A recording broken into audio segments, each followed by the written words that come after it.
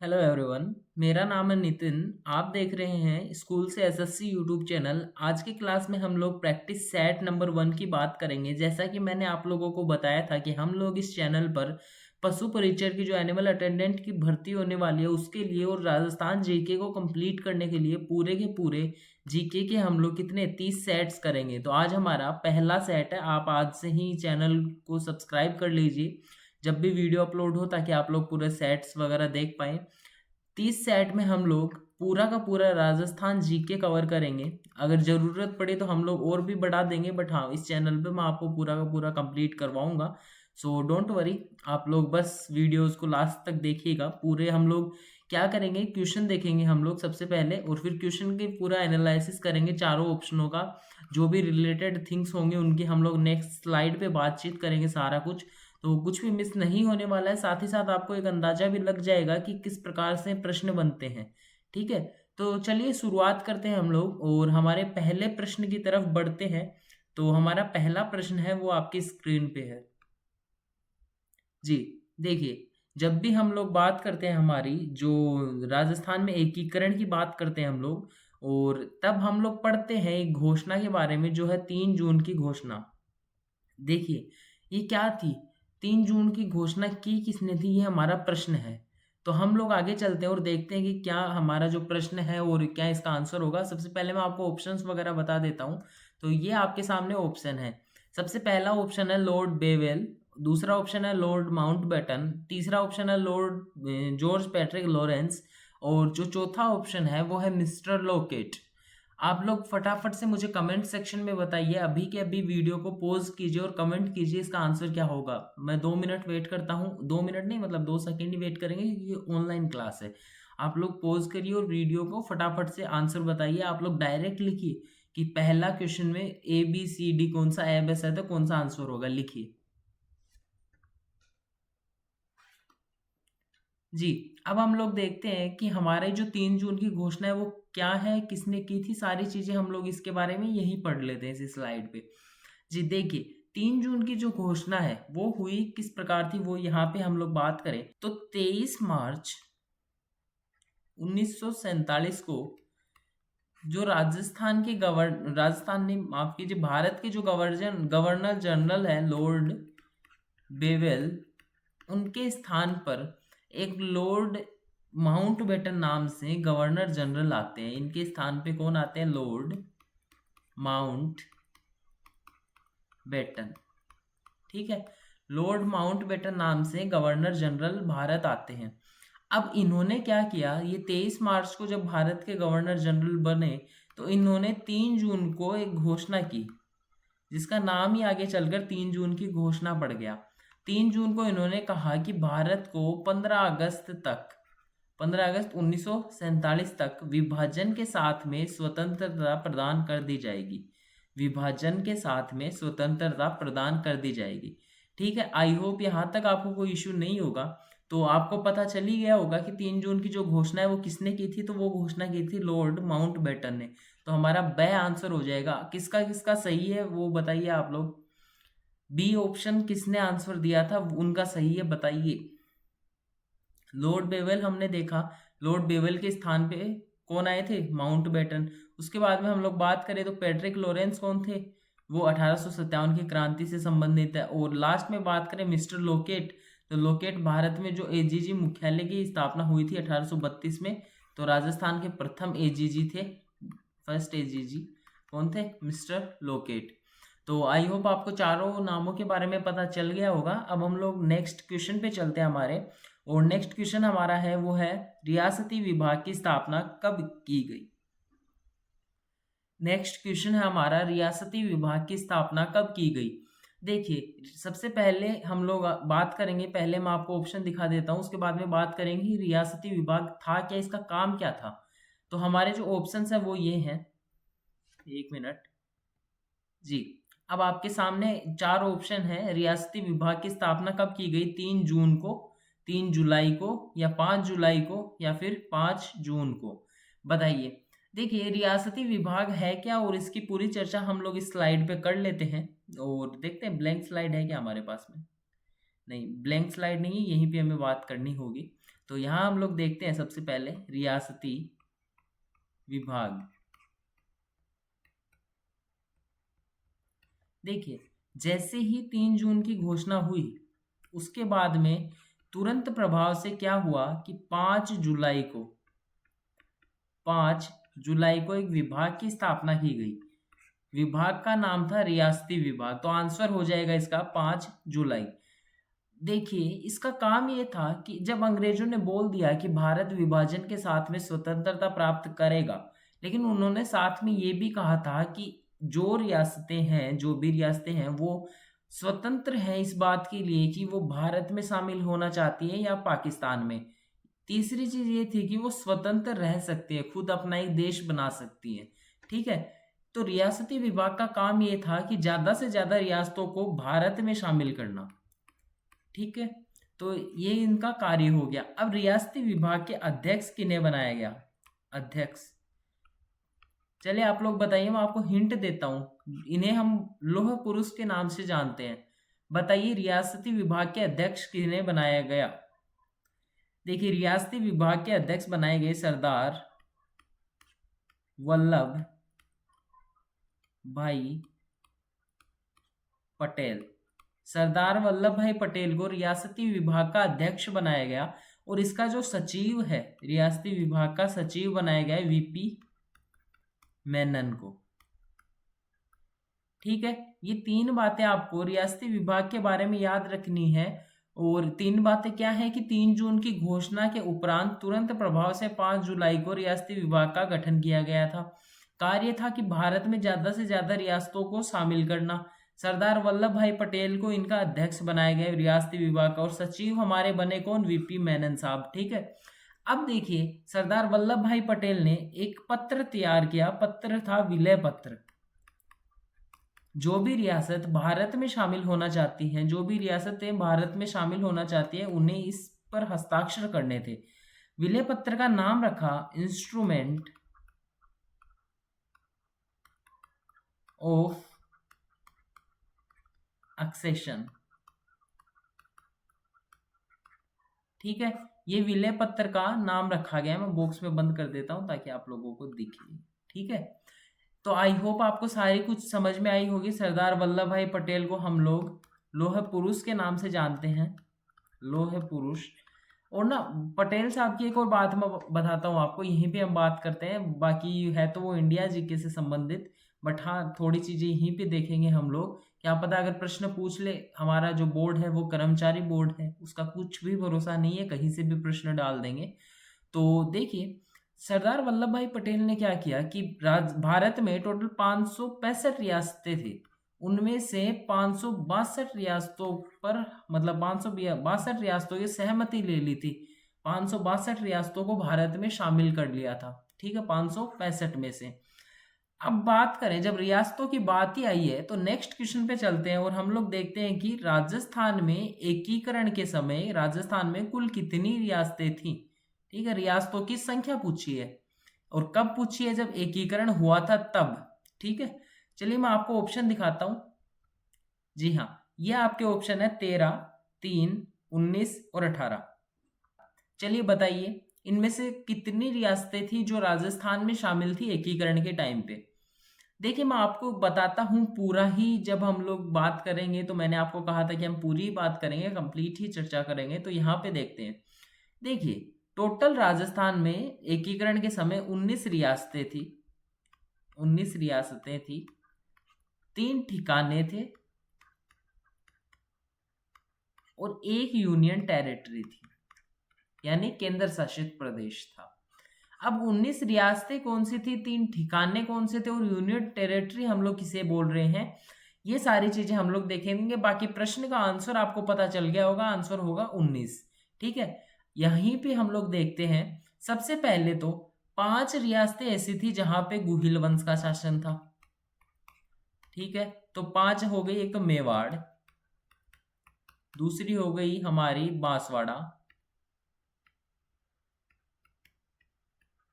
बांसवाड़ा, तीसरी हो गई हमारी डूंगरपुर, चौथी हमारी हो गई प्रतापगढ़, और एक रियासत जो पांचवी रियासत है वो हो गई हमारी शाहपुरा। ठीक है, 5 रियासतें थीं जहां पे गुहिल वंश का शासन था, वो हम लोगों ने यहां लिख ली। उसके बाद में 4 रियासतें ऐसी थी जहां पे चौहान वंश का शासन था। सबसे पहले कोटा, फिर बूंदी, उसके बाद में झालावाड़,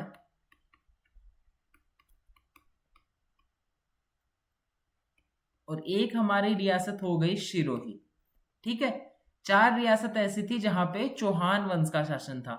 अब बात करें तो आगे हम लोग देखते हैं कि 3 रियासतें कुछ ऐसी थी जहां पे राठौड़ वंश का शासन था। राठौड़ों की रियासत में हो गई सबसे पहली तो मारवाड़, जो वर्तमान जोधपुर है। दूसरी रियासत हो गई बीकानेर, और तीसरी जो रियासत है मारवाड़ बीकानेर के अलावा तीसरी जो रियासत है वो हो गई किशनगढ़। इन तीनों रियासतों के बारे में आप लोग इन राजस्थान हिस्ट्री में भी पढ़ेंगे। राजस्थान हिस्ट्री में तीनों के राजवंशों की चर्चा करेंगे, और काफी इंपॉर्टेंट राजवंश है तीनों ही। किशनगढ़ से तो एक ही राजा से प्रश्न आते हैं, वो आपको मतलब एक ही पढ़ना होगा मेन तो। चलिए कोई बात नहीं, हम लोगों ने इस स्लाइड पे टोटल 9 और 3 12 रियासतों के बारे में हमने चर्चा कर ली। राजा बोल रहा हूँ, सॉरी, रियासतों की चर्चा की है हमने 12। अब नेक्स्ट स्लाइड पे हम लोग देखते हैं कि 2 थी जो थी कछवा वंश की रियासत। ठीक है, 2 कछवा वंश की रियासत थी, वो थी जयपुर, दूसरी थी अलवर।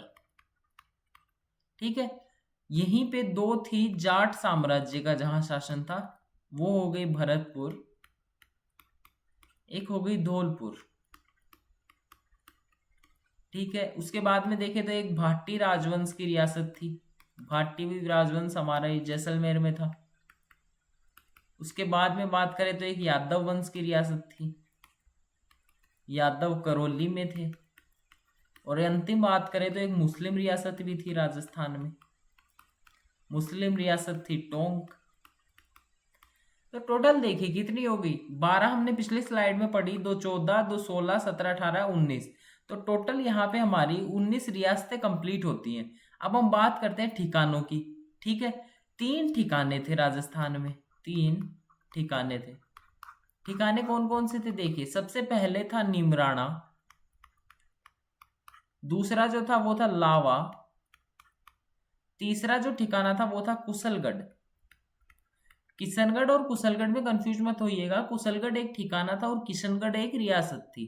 ठीक है, और डिफरेंस क्या है वो भी मैं आगे बताऊंगा आपको। बट हम लोग देखते हैं कि निमराना वर्तमान में कहाँ है। निमराना वर्तमान में अलवर जिले में पड़ता है, लावा वर्तमान टोंक जिले में पड़ता है, और कुशलगढ़ बांसवाड़ा में है। ठीक है, और एक हमारे यहाँ पे यूनियन टेरिटरी थी। ठीक है, यूनियन टेरिटरी थी अजमेर। इसे अंग्रेजों की चीफ कमिश्नरी भी बोलते हैं, चीफ कमिश्नरी। ओके, तो देखिए चीफ कमिश्नरी मतलब वो हो गई जहां पे अंग्रेजों का डायरेक्ट शासन था, जहां पे अंग्रेज डायरेक्ट रूल किया करते थे, वो हो गई चीफ कमिश्नरी। ठिकाने जो थे वो थे non salute state, non salute states. ठीक है, जहां पे सैल्यूट नहीं किया जाता था अंग्रेजों के द्वारा, तो वो नॉन सैल्यूट स्टेट्स हो गए। पिछली स्लाइड में चलते हैं एक बार, और यहीं पे मैं आपको बताता हूं कि जो रियासतें हैं वो हो गई थी सैल्यूट स्टेट्स। गलत लिख दिया हमने, STATS। ठीक है, यहाँ अंग्रेज जब आते तो शासक को सैल्यूट करते थे, तो सैल्यूट स्टेट्स हो गई। ठिकाने वो थे जहाँ सैल्यूट नहीं किया जाता था, तो नॉन सैल्यूट हो गई। और यूनियन टेरिटरी वो थी जहाँ पे डायरेक्ट रूल था अंग्रेजों का। ठीक है, तो वो यूनियन टेरिटरी हो गई। तो आई थिंक आपको यहाँ पे बिल्कुल भी कंफ्यूजन नहीं होगा। अब हम लोग बात करते हैं नेक्स्ट स्लाइड में किस चीज की, एक मिनट, ब्लैंक स्लाइड मिल जाए तो कर लेंगे बात यहीं पे, नहीं इरेज ही करना पड़ेगा हमें, तो करते हैं इरेज इसको, एक मिनट, डायरेक्ट पूरा इरेज कर देते हैं। अब हम लोग बात करेंगे जो वन लाइनर बनते हैं। यहाँ पे मैं लिखता हूँ हेडिंग, हेडिंग लिखते हैं हम लोग वन लाइनर।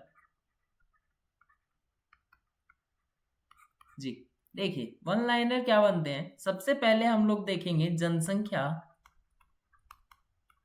की दृष्टि से सबसे बड़ी रियासत। सबसे बड़ी रियासत, जनसंख्या की दृष्टि से सबसे बड़ी रियासत थी जयपुर। उसके बाद में बात करेंगे हम लोग क्षेत्रफल की दृष्टि से सबसे बड़ी रियासत, तो वो हो गई हमारी मारवाड़। उसके बाद में बात करेंगे हम लोग जनसंख्या एंड क्षेत्रफल की दृष्टि से दूसरी सबसे बड़ी रियासत, दूसरी बड़ी, ठीक है, वो हो गई हमारी बीकानेर। और हम लोग अंतिम बात करेंगे वो है जनसंख्या और क्षेत्रफल की दृष्टि से सबसे छोटी रियासत, तो ये होगी शाहपुरा। देखिए यहां से प्रश्न पूछे जाते हैं तो आप लोग को याद रखना ही होगा, ठीक है। अब दो चीजें आती हैं, सबसे नवीन रियासत और सबसे प्राचीन रियासत, ठीक है। सबसे नवीन रियासत तो थी झालावाड़, क्योंकि झालावाड़ का जो निर्माण है, मतलब स्थापना जो है झालावाड़ की, वो अंग्रेजों के द्वारा ही की गई थी, तो ये नवीनतम रियासत थी। और सबसे प्राचीनतम रियासत थी मेवाड़, ठीक है। तो ये भी हो गया। मैंने आपको बताया एकमात्र मुस्लिम रियासत थी, कौन सी थी, टोंक थी। मुस्लिम रियासत कौन सी थी, टोंक थी। तो ये वन लाइनर फैक्ट्स जो है ये आपको याद रखने हैं, इससे प्रश्न बनते हैं, ठीक है। अब चलिए आगे चलते हैं और आगे चलकर बात करते हैं कि रियासती विभाग ने एक नियम निकाला था। यहीं पे हम लोग देख लेते हैं, चलिए रियासती विभाग वाली स्लाइड पे चलते हैं हम लोग। जी यहीं पे हम लोग देखते हैं, इसको इरेज करके ही थोड़ा सा इरेज कर लेते हैं, डोंट वरी, एक मिनट यहीं से करते हैं।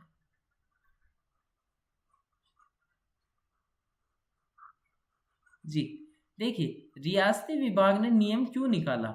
अंग्रेज जो थे उन्होंने तो बोल दिया था सीधा सीधा कि जो भी रियासतें स्वतंत्र रहना चाहती है वो रह सकती हैं, लेकिन ऐसा तो पॉसिबल नहीं है ना, क्योंकि अगर सभी को ऐसी स्वतंत्रता दे दी जाएगी तो कौन ही शामिल होंगी, कौन ही अपनी रियासत को ऐसे दान में ही दे देगा, सीधी सी बात ये है। तो रियासती विभाग ने नियम निकाला कि वो ही रियासतें स्वतंत्र रह सकती हैं जिनकी जनसंख्या 10 लाख या इससे ज्यादा है, 10 लाख या ज्यादा है। और साथ ही में उसका वार्षिक जो आय है, वार्षिक आय होनी चाहिए 1 करोड़ या इससे ज्यादा, ठीक है। वार्षिक आय कितनी होनी चाहिए, 1 करोड़ या इससे ज्यादा।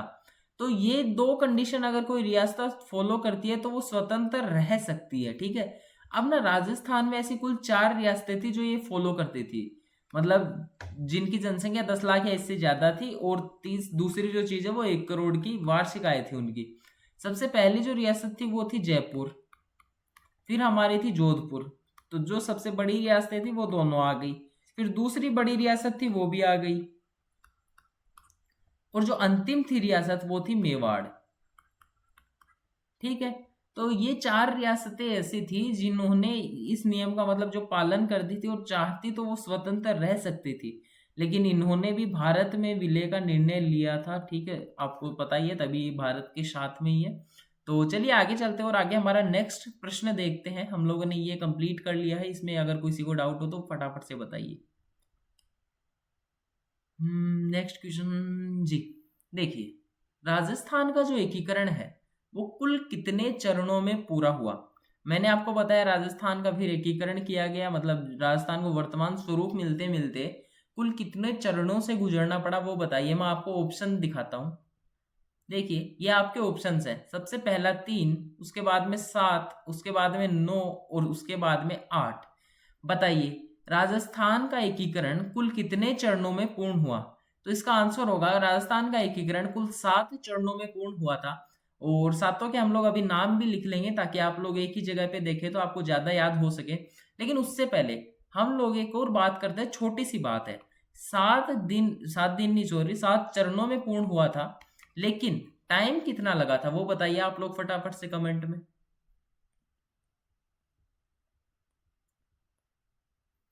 टाइम कितना लगा था फटाफट से बताइए कमेंट में। सभी को याद होता है, ये तो रट रखा है सभी लोगों ने। देखिए 8 वर्ष 7 माह और दिन लगे थे 14 दिन। 8 वर्ष 7 महीने और 14 दिन, ठीक है। ये समय लगा था राजस्थान का एकीकरण होने में। तो ये हो गया था 18 मार्च को शुरू, 18 मार्च 1948 से 1 नवंबर 1956 तक।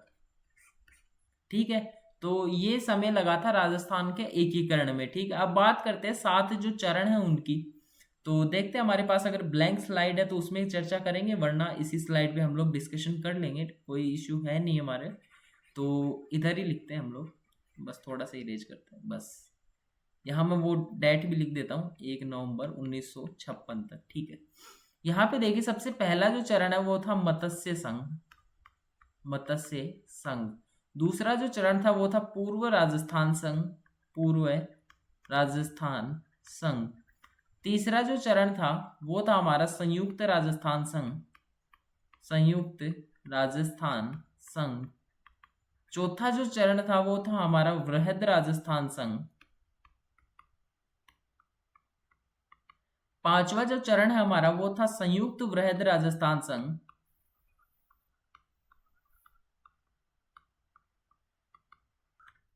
उसके बाद में छठा जो चरण है वो हमारा राजस्थान संघ। और जो अंतिम चरण है वो हमारा पुनर्गठित राजस्थान।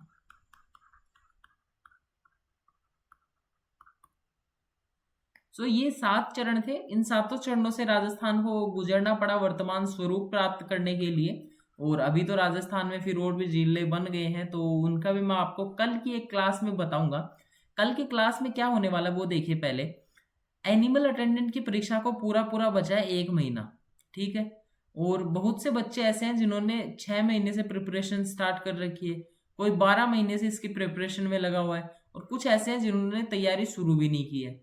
कल की क्लास में मैं आपको नेक्स्ट 1 मंथ की स्ट्रेटेजी बताऊंगा पूरी की पूरी, चाहे वो 6 महीने से पढ़ रहा हो बच्चा, चाहे 12 महीने से, चाहे तैयारी शुरू भी नहीं की हो। मेरी गारंटी है आप लोग जितने भी बच्चे हैं वो अगर 1 महीने मेरी स्ट्रेटेजी से फॉलो करते हैं तो आप इजीली एकदम, मतलब जो और बच्चे 6-6 महीने से पढ़ रहे हैं उनके बराबर जा सकते हैं। ठीक है, बाकी आपकी मेहनत पे डिपेंड करेगा सब। बट हाँ, बहुत ज़्यादा हेल्पफुल वीडियो होगी, तो मस्ट वॉच वीडियो। आप लोग चैनल को सब्सक्राइब कीजिए, बेल आइकन को ऑल पे सेलेक्ट कीजिए, सबसे पहले वीडियो को देखिएगा। ठीक है, और चलिए बात करते हैं अब आगे हमारे प्रश्न के बारे में, और हम प्रश्न देखते हैं आगे नेक्स्ट स्लाइड में। जी देखिए, हमारा जो अगला प्रश्न है वो है मत्स्य संघ का नाम किसकी सिफारिश पर रखा गया था। जैसा कि मैंने पिछले क्वेश्चन में ही आपको एक्सप्लेन किया, तब बताया कि जो राजस्थान का एकीकरण हुआ उसमें जो पहला चरण था उसका नाम क्या था, मत्स्य संघ।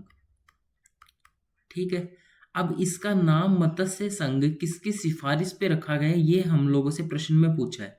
चलिए आप लोगों को ऑप्शंस देते हैं, ये हमारे ऑप्शंस हैं। पहला ऑप्शन है कन्हैयालाल माणिक्यलाल मुंशी यानी के.एम. मुंशी। दूसरा है शंकर दयाल राव, और तीसरा जो है वो है जयशंकर प्रसाद, और चौथा ऑप्शन है हमारा उदयभान सिंह। बताइए किसके सिफारिश पर मत्स्य संघ का नाम मत्स्य संघ रखा गया था।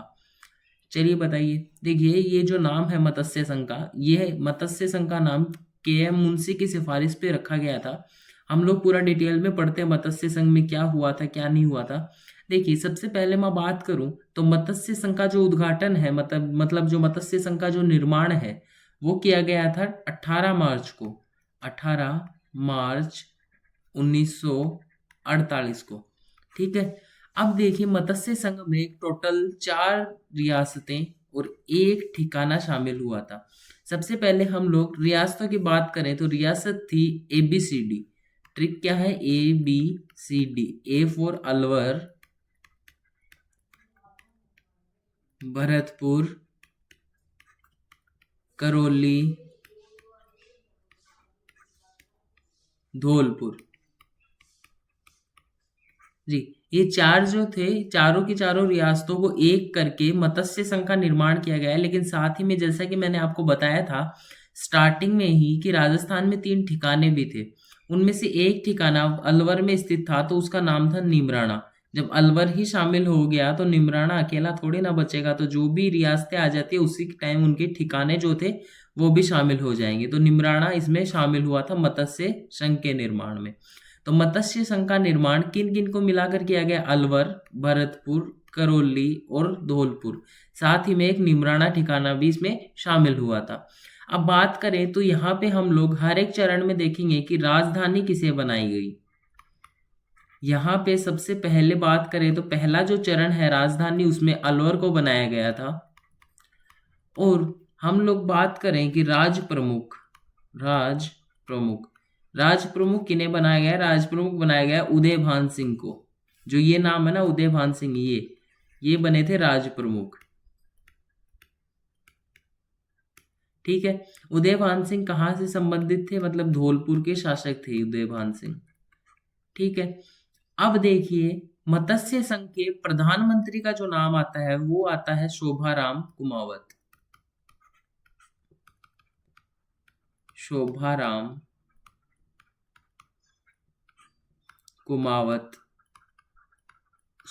कुमावत का संबंध अलवर जिले से था, मतलब अलवर रियासत से था। उस टाइम पे रियासत ही बोलते थे। अब देखिए, मत्स्य संघ का मत्स्य संघ का निर्माण है वो हो चुका। उसके बाद में उसका उद्घाटन किया था एन.वी. गॉडगिल ने। ठीक है। और एक बात आपको याद रखनी है, जो मैंने आपको स्टार्टिंग में बताई, कि इसका जो नाम है वो के.एम. मुंशी की सिफारिश पर रखा गया था। इंपॉर्टेंट क्वेश्चन है ये। ठीक है। तो मत्स्य संघ में आप लोगों ने क्या क्या पढ़ा कि 18 मार्च 1948 को इसका निर्माण हुआ। इसमें चार रियासत और एक ठिकाना शामिल हुए। और रियासतों के नाम हम लोग ABCD से याद रख सकते हैं: अलवर, भरतपुर, करौली, धौलपुर। एक ठिकाना था निमराना, तो एक ठिकाना हो गया निमराना। उसके बाद में इसकी राजधानी अलवर को बनाया गया था। और राज प्रमुख जो थे वो उदयभान सिंह को बनाया गया था। ये जो नाम लिखा हुआ है ये राज प्रमुख है, जो चौथा ऑप्शन था हमारे पास में। फिर प्रधानमंत्री की बात करें तो प्रधानमंत्री मत्स्य संघ के शोभाराम कुमावत को बनाया गया था, अलवर रियासत से संबंधित थे। उसके बाद में उद्घाटन किया था एन.वी. गॉडगिल ने। ठीक है। आई होप इतना ही समझ में आया होगा आपको, इतना काफ़ी है, इससे बाहर प्रश्न नहीं जाएगा। लेकिन हाँ, कभी कभी ना कुछ ऐसे प्रश्न होते हैं ना जिनको पढ़ने के लिए मतलब बहुत कुछ अलग, मतलब यूनिक ही हर कुछ मतलब बोलते हैं, फेंक देते हैं कुछ भी प्रश्न। तो जैसे मत्स्य संघ है उसमें एक दो प्रश्न आए हुए हैं, जैसे उपराज प्रमुख पूछ लिया। ठीक है। उपराज प्रमुख पूछ लिया, मत्स्य संघ की वार्षिक आय पूछ ली। ठीक है। उपराज प्रमुख जो थे वो थे गणेश पाल। और जो वार्षिक आय है वो 184 लाख रुपए थी। ठीक है। ये दो चीजें आपको याद रखनी है, उपराज प्रमुख है गणेश पाल और जो वार्षिक आय है वो 184 लाख रुपए थी। ठीक है। इतना ही आपको पढ़ना है और मत्स्य संघ यहाँ पे हमारा होता है कंप्लीट। हम लोग चलते हैं अपने नेक्स्ट क्वेश्चन की तरफ। हम लोग नेक्स्ट क्वेश्चन स्लाइड में निकालते हैं, 1 मिनट जी। देखिए, ये जो है एकीकरण के दूसरे चरण का नाम क्या रखा गया था, ये हमारा प्रश्न है। एकीकरण के दूसरे चरण का क्या नाम रखा गया था?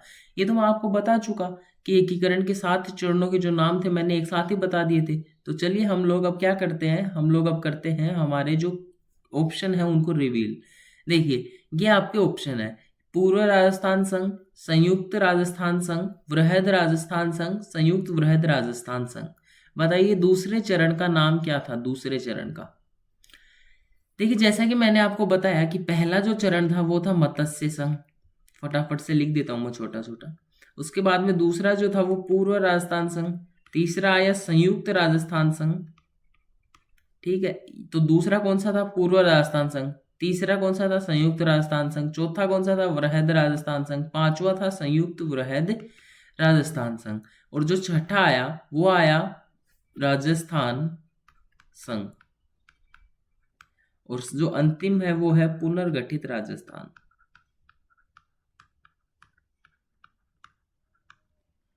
ठीक है। ये चरण थे, आपको इतना मैंने पहले ही बता दिया था, तो ये क्वेश्चन तो आप इजीली कर पाए होंगे। और जिन्होंने नहीं किया वो अभी बता रहा हूँ, याद कर लीजिए, क्योंकि लास्ट में आप लोग चरणों के नाम में कंफ्यूज होंगे। तो यहाँ पे आपको पूरा ये क्लियर होना ही चाहिए, तभी जाके मतलब आप लोग क्वेश्चन सोल्व कर पाएंगे। ठीक है। तो चलिए आगे चलते हैं और आगे हमारा नेक्स्ट क्वेश्चन देखते हैं। लेकिन उससे पहले हम लोग डिस्कस करेंगे इन चारों चरणों के बारे में कि चारों में हुआ क्या क्या था, क्या क्या किस टाइम पे बने थे, कौन प्रधानमंत्री था, क्या राजधानी विवाद हुआ था एक, वो क्या था, सब कुछ मैं आपको इस स्लाइड में बताने वाला हूँ। उससे पहले हम लोग इरेज कर लेते हैं ताकि हम लोग क्लियरली पढ़ पाए। 1 मिनट जी। देखिए, सबसे पहले हम लोग पढ़ते हैं, हमारा जो दूसरा चरण है वो क्या है, पूर्व राजस्थान संघ। देखिए, ये दूसरा चरण है हमारा। इसका जो समय है वो है 25 मार्च को, 25 मार्च 1948 को समय हो गया। अब इसमें रियासतें ना, ये वो चरण था जिसमें सर्वाधिक रियासतें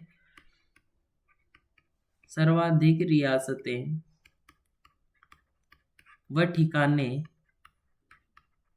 शामिल हुए थे। ठीक है, तो इसमें ना हुए हुए कितने थे, 9 तो रियासतें थी और 2 ठिकाने थे, जो बचे हुए 2 ठिकाने वो इसी में शामिल हो गए थे। 9 रियासतें आप लोग किस प्रकार से याद रखेंगे, 3 तो रियासतें वागड़ वाली, डूंगरपुर,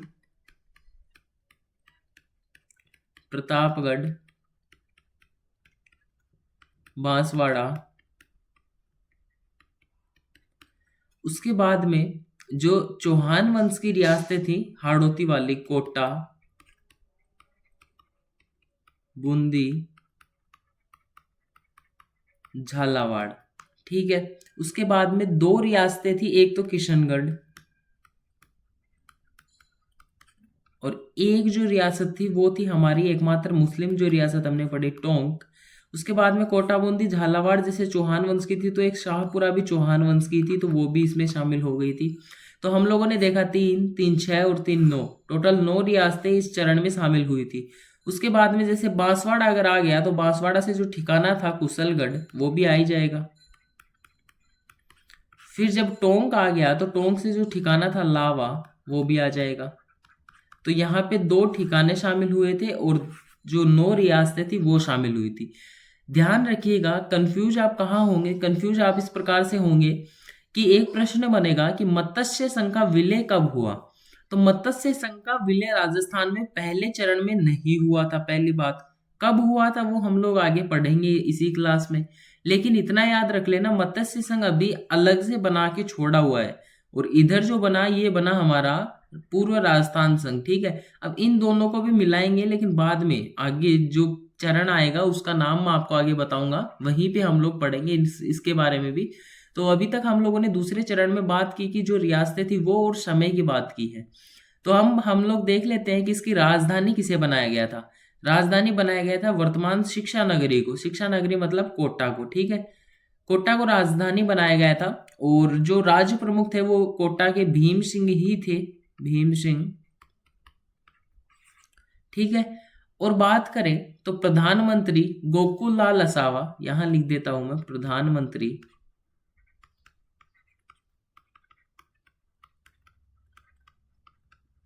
गोकुल लाल असावा, ये शाहपुरा से संबंधित थे। ठीक है, उसके बाद में बात करें तो इसका उद्घाटन करने के लिए, इसका भी उद्घाटन करने के लिए कौन आए थे, एनवी गोडगिल। ठीक है, और कुछ है नहीं इसमें इतना खास, लेकिन बस इतना याद रखना है कि सर्वाधिक ठिकानों का विलय और सर्वाधिक रियासतों का विलय इसी चरण में हुआ था। तो हम लोगों ने अभी तक 2 चरण पढ़ लिए हैं और 2 में बात करें, मैं पीछे स्लाइड निकालता हूं 1 मिनट, जहां पे हम लोगों ने सबसे पहले जो लिखे थे कि कितने चरण थे जी। इसमें देखिए, हम लोगों ने देखा जो पहला चरण है उसका विलय हो गया था 18 मार्च को। उसके बाद में जो दूसरा चरण है इसका विलय हो गया था 25 मार्च को।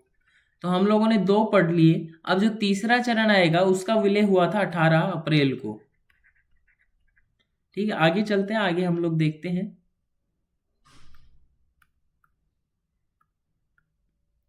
जी नहीं, 1 मिनट और आगे चलना है।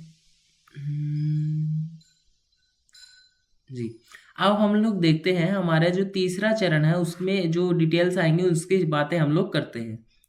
हमारा जो तीसरा चरण है वो कौन सा है बताइए, फटाफट से तीसरे चरण का नाम बताइए। अभी मैंने पिछले स्लाइड पे ही आप लोगों को बताया, तीसरे चरण का नाम बताइए। तीसरे चरण का नाम है संयुक्त राजस्थान संघ। ठीक है। तीसरे चरण का नाम हो गया संयुक्त राजस्थान संघ। इसका टाइम देखें कि इसका निर्माण कब हुआ, तो टाइम मैंने आपको बताया 18 अप्रैल को 1948 में। संयुक्त राजस्थान संघ क्या था? देखिए, जो राजस्थान संघ है, राजस्थान संघ, उसमें ना एक इंपॉर्टेंट रियासत का विलय हुआ, एक महत्वपूर्ण रियासत का विलय हुआ, उसका नाम है उदयपुर। ठीक है। जब राजस्थान संघ में उदयपुर का विलय किया गया तो नया नाम रखा गया संयुक्त राजस्थान संघ। उदयपुर के महाराज थे भूपाल सिंह। ठीक है। अब देखिए, जो राजस्थान संघ है उसमें 9+1 रियासतें थी, मतलब एक ठिकान, माफ कीजिए, एक नहीं दो, 9+2 थी, 2 ठिकाना और 9 रियासतें थी। एक रियासत हो गई हमारी उदयपुर। तो टोटल हमारे पास में इस चरण में रियासतें हो गई 10 और 2 हो गए हमारे पास में ठिकाने। ठीक है। अब देखिए, जब उदयपुर को राजस्थान संघ में मिलाने की बात आई तो भूपाल सिंह ने क्या कहा कि भूपाल सिंह ने शर्तें रख दी।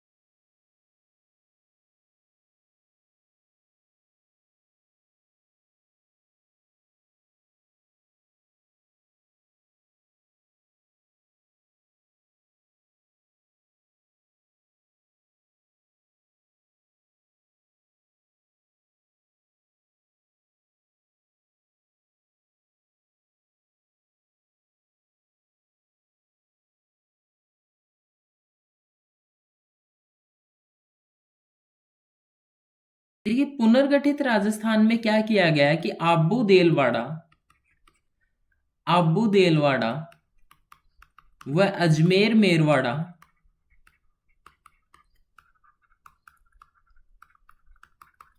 आबू देलवाड़ा व अजमेर मेरवाड़ा को राजस्थान में शामिल कर लिया गया और राजस्थान को वर्तमान स्वरूप मिलता है। इस समय तक क्या हुआ, देखिए 1956 आ गया, चुनाव भी हो चुके थे, तो इस टाइम पे राज प्रमुख और प्रधानमंत्री का पद हटा दिया गया था। तो राज्यपाल जो थे इस टाइम पे हमारे गुरुमुख निहाल सिंह बने थे, गुरुमुख निहाल सिंह।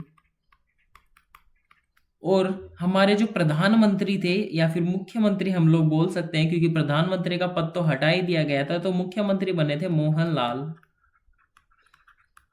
सुखाड़िया जी। तो यहां तक आई थिंक आपको कोई इश्यू नहीं होगा, मैंने पूरे के पूरे 7 चरण ही आप लोगों को बता दिए हैं। और चलिए आगे चलते हैं और आगे चलकर हम लोग नेक्स्ट प्रश्न करते हैं हमारी। तो प्रश्न है, ऐसी कौन सी रियासत थी जिसका विलय राजस्थान में 2 बार हुआ। देखिए रियासत की बात करें तो ऐसी कौन सी रियासत थी जिसका विलय राजस्थान में 2 बार हुआ, इसके लिए चलिए आपको ऑप्शंस दिए जाते हैं। ऑप्शन हमारे उदयपुर और सिरोज, सुनेलटप्पा और सिरोही।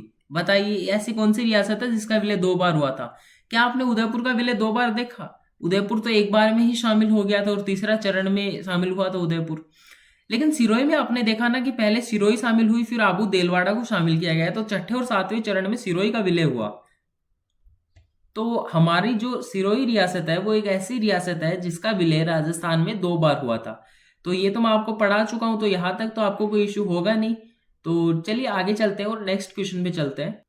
लेकिन अगले प्रश्न पे जाने से पहले हम लोगों ने पूरा एकीकरण पढ़ लिया है, लेकिन एक चीज हम लोग अभी भी छोड़ चुके हैं, वो हम लोग अब लास्ट में आराम से पढ़ेंगे, क्योंकि आप लोगों ने भी देखा होगा कि सुनेलटप्पा और सिरोंज क्षेत्र है, ये क्या है। तो एकीकरण का जो 7वां चरण हुआ, 7th चरण पुनर्गठित राजस्थान, उसमें क्या हुआ, मध्य प्रदेश का सुनेलटप्पा क्षेत्र को राजस्थान में शामिल किया गया। सुनेलटप्पा क्षेत्र को राजस्थान में शामिल किया गया और राजस्थान से एक क्षेत्र निकाला गया, वो था झालावाड़ का सिरोंज क्षेत्र, उसको हम लोगों ने मध्य प्रदेश में शामिल किया। तो सिरोंज तो गया मध्य प्रदेश में और जो हमारा सुनेलटप्पा क्षेत्र है वो राजस्थान में आ गया। तो 7वें चरण में ये घटना और घटी थी। ठीक है, तो चलिए आई होप आपको समझ में आया होगा। आगे देख लेते हैं अगर कुछ बचा है तो। नहीं तो चलिए, अगर आपको यहाँ तक कोई भी डाउट है या फिर कोई भी चीज आप लोग मुझसे पूछना चाहते हैं एकीकरण में, अगर आपने कुछ अलग से कुछ पढ़ा हो तो कमेंट में पूछिए, फटाफट से वही आंसर मिलेगा आपको और तुरंत रिप्लाई कर दिया जाएगा। So don't worry. और मैं एनिमल अटेंडेंट के लिए क्लास लेके आने वाला हूँ, जिसमें मैं आप लोगों को अगले 1 महीने की स्ट्रेटजी बताने वाला हूँ। तो मेक श्योर कि आप लोगों ने चैनल को सब्सक्राइब किया होगा, वीडियो पसंद आई हो तो लाइक कीजिए, अपने दोस्तों के साथ में शेयर कीजिए। मिलते हैं आप लोगों से कल उसी वीडियो में, तब तक के लिए धन्यवाद।